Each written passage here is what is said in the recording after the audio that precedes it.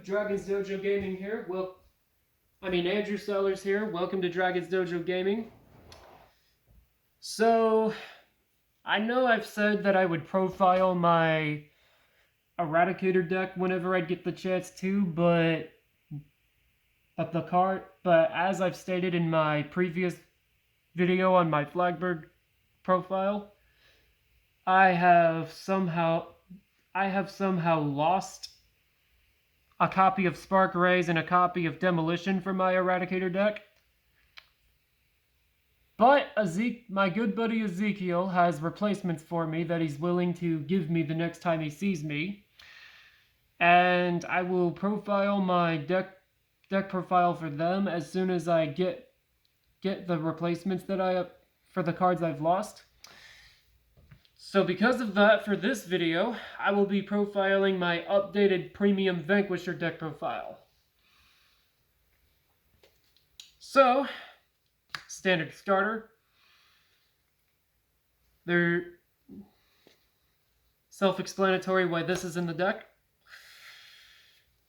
So, for triggers, first you've got the Overtrigger, Dragveta.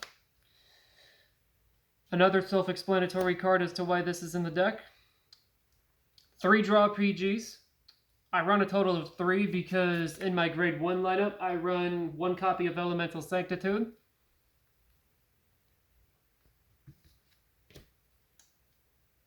Eight crit, because crits are really strong because Vanquisher gets lots of power-ups on their own, and the crits will help add extra pressure to the attacks. And because of how much power your board gets from both Vanquisher units' skills, you don't really need front triggers for the deck. And specifically, you run the Stride crit and the 10k draw crit. Elemental Sanctitude. It's in here for obvious reasons. 4 Chain Bolt. When he's placed on Vanguard Circle, you check the top 7. And if you reveal a Vanquisher unit from the top 7, you can add that to your hand. And if he's bound from hand during your turn, you can Superior Column. 4 Mighty Bolt. Standard 13k grade 3 Searcher.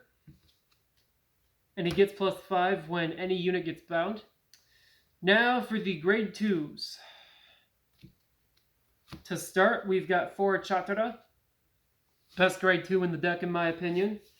When he's bound from your hand during your turn, you Superior Column, and he gets +10k for the rest of the turn.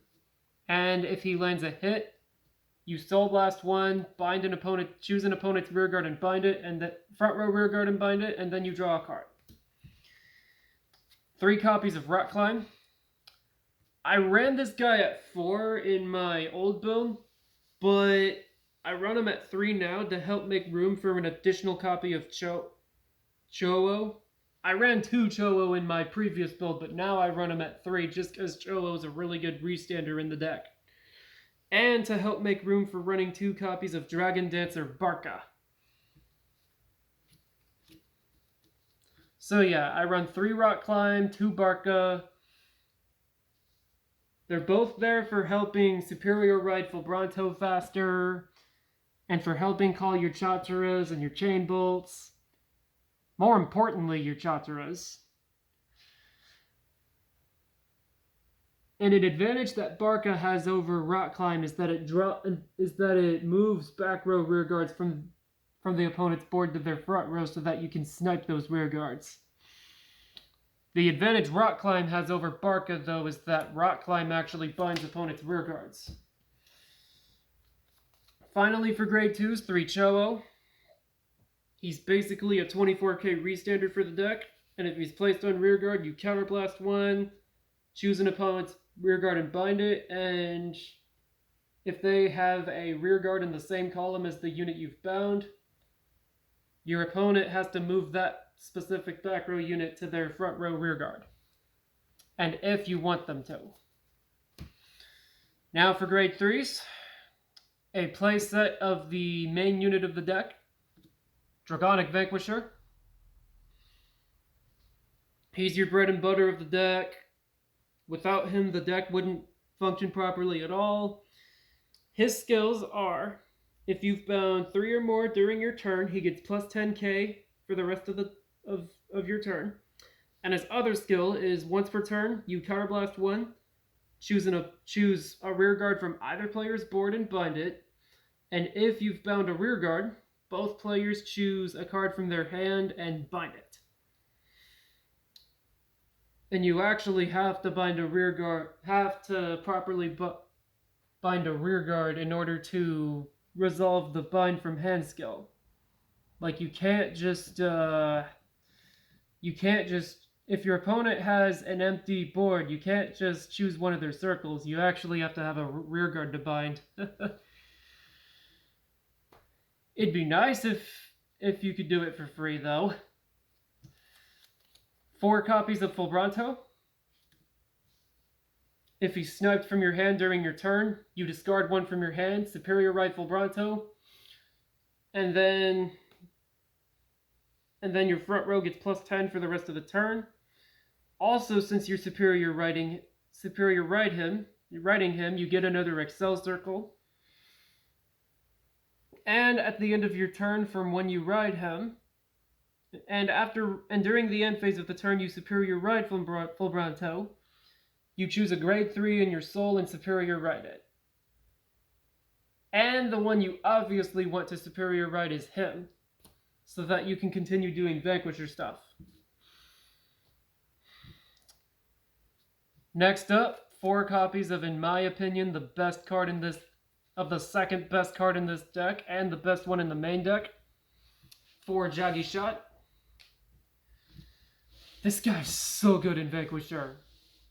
It's really good in any Narukami deck you can play it in, but it's especially good in Vanquisher because when he attacks while on Vanguard or Rearguard, you bind a card from your hand, and if your opponent has no rearguards in their front row, you draw a card. And then if your Vanguard is Vanquisher, after it attacks, you put Jaggy Shot into the soul and draw a card.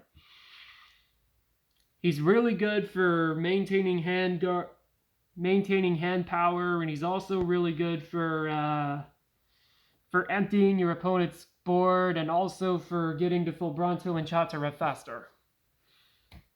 And finally, for the main deck, 4 copies of the Heal Trigger. Self-explanatory why this is in here. Now for the G-Zone. First up, 1 copy of Stunverse. As many of you know, Stunverse got hit to 1 because of the ban list. It was absolutely necessary that the card got hit to 1 because it was just so broken being played at any other number. You could just, he was just such a free card. But now that he's at 1, you have to stride him on specific turns in order to give your opponent a hard time.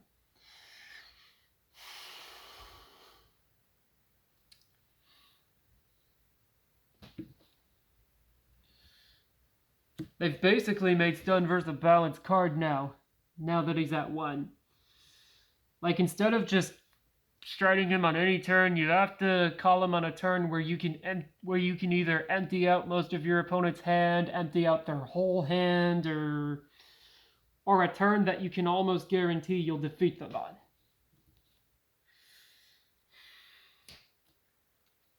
Next up, 2 copies of Exterminate Dragon. When he's placed on Vanguard, you Soul Blast 1 and draw a card for each one of your opponent's open front row rearguard circles. And his other skill is Counterblast 1. Your whole front row gets plus 10k for each of your opponent's open front row units.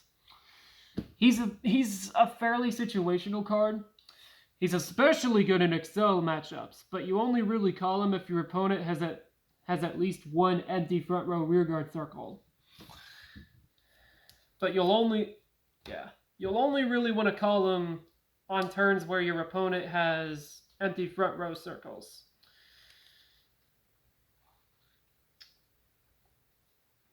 Now I'm about to show off all the Vanquisher strides I run in the deck. V-Buster, Voltage, and V-Max. Both of these cards are fairly situational. You go into one, whichever of the two fits in which situation better. And VMAX is basically your 5 damage. He's basically the one guy you go into if your opponent's at 5 damage.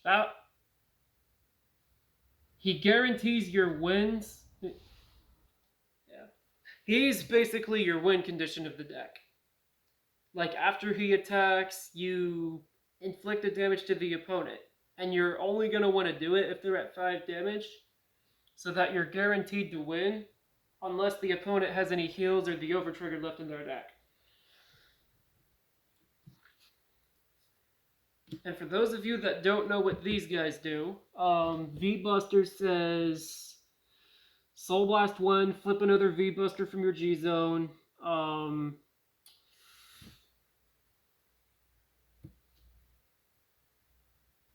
Your opponent chooses one card from his or her rear guards and drop zone and binds them face up.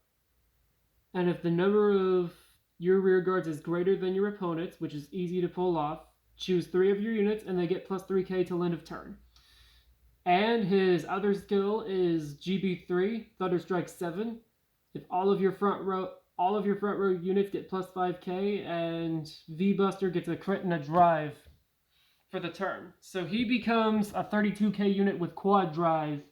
So if your opponent has 7 bound units, and if you have 2 or more cards face up in your G-Zone, your whole front row gets plus 5k, and then he gets an additional crit with quadruple drive. So he's really good. And then Voltage says, when he hits a Vanguard, your opponent chooses one of their rear guards and retires it. And then you choose 2 cards from your opponent's drop zone and bind them face up. And then GB3, during your turn, all of the units in your front row get plus 3k for each card in your opponent's bind zone. Like I said, both of these guys are situational. Finally, for stride units, the GB8. When he's stridden, bind all of your opponent's rear guards and cards from their drop zone, and then your whole board gets plus 2,000 power for both players' binded units. So this guy's... So just for having him face up with at least 7 flipped up cards, you get a free bind and a free power up, and your whole board gets a free continuous power up for the turn you stride it, which is amazing. Now for the G Guardians. 3 Counteract Dragon. This guy is so free. So when he's placed on G Guardian, your opponent chooses whether they either want to bind no rear guards, 1 rear guard, or 2. If they bind none, he gets plus 20k shield. If they only bind 1, this gets plus 10k shield. But if they actually choose to bind their rear guards, bind 2 rear guards, it gets no shield bonus. Which is okay, because no matter what cost your opponent chooses to pay, this guy, you'll get something out of it. And if you do it while your opponent has no rear guards whatsoever, it's guaranteed 20k shield. Yeah, this guy's great. Now 2 copies of Bulwark Dragon. When he's placed on Guardian Circle, you Thunderstrike 3, meaning if your opponent has 3 or more bound units, he gets plus 10k shield. And then after he's used a guard, your opponent chooses rear guards for every 4 cards in their bind zone and retires them. It's good for Excel matchups and non-Grand Blue decks and whatnot. And finally, 2 copies of Impede Dragon. He's basically a 2-card Snipe Denial Griffin for the deck.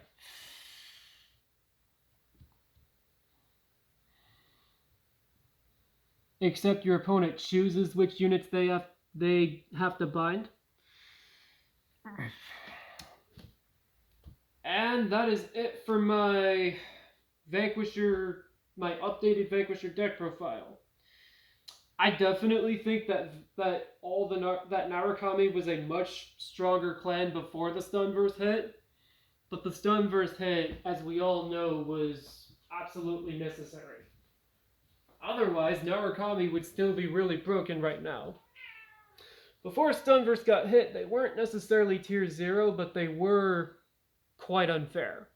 Like, they were getting consistent tops in Premium, and they were getting non-stop consistent tops in Premium. They had lots of cheap tricks under their belt. Especially with Vowing Saber, man. Ugh. Like, Stunverse with Vowing Saber is just disgusting.